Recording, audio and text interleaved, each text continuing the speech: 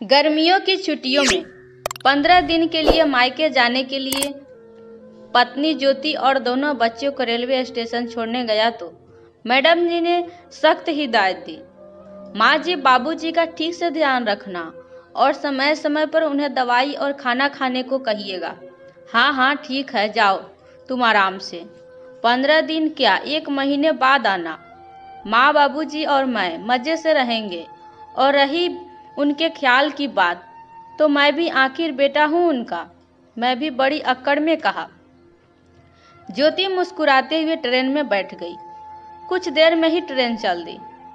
उन्हें छोड़कर घर लौटते वक्त सुबह के 8:10 ही हुए थे, तो सोचा बाहर से ही कचौड़ी समोसा ले चलूं, ताकि माँ को नाश्ता ना बनाना पड़े। घर पहुंचा तो माँ ने कहा, तुझे नहीं पता क्या, हमने तला गला खाना पिछले 8 महीनों से बंद कर दिया है। वैसे तुझे पता भी कैसे होगा, तू कौन सा घर में रहता है। आखिरकार दोनों ने फिर दूध ब्रेड का ही नाश्ता कर लिया। नाश्ते के बाद मैंने दवाई का डिब्बा उनके सामने रख दिया और दवा लेने को कहा, तो माँ बोली, हमें क्या पता कौन सी दवा लेनी है, रोज तो बहू निकाल कर ही देती है।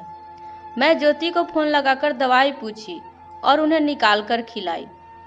इसी तरह ज्योति के जाने के बाद मुझे उसे अनगिनत बार फ़ोन लगाना पड़ा।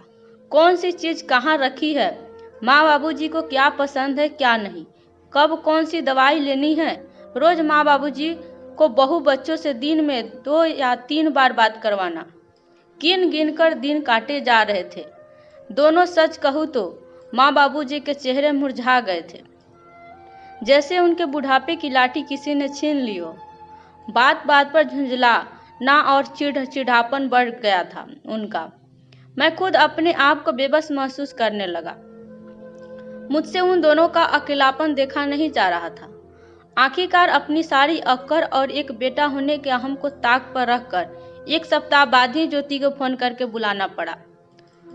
और जब ज्योति और बच्चे वापस घर आए तो दोनों के चेहरे की मुस्कुराहट और खुशी देखने लायक थी, जैसे पतझड़ के बाद किसी सूख चुके वृक्ष की शाख पर हरी पत्तियां खिल चुकी है। और ऐसा हो भी क्यों नहीं, आखिर उनके परिवार को अपने कर्मों से रोशन करने वाली उनकी ज्योति जो आ गई थी। मुझे भी इन दिनों में एक बात बखूबी समझ आ गई थी, और वह यह कि वृद्ध माता पिता के बुढ़ापे में असली सहारा एक अच्छी बहू ही होती है, ना कि बेटा। दोस्तों, कहानी कैसी लगी? यदि अच्छी लगी हो तो लाइक और कमेंट करना बिल्कुल भी मत भूलिएगा। यदि आप मेरे चैनल पर नए हैं तो सब्सक्राइब जरूर कीजिएगा। आपको कहानी सुनने के लिए बहुत बहुत धन्यवाद।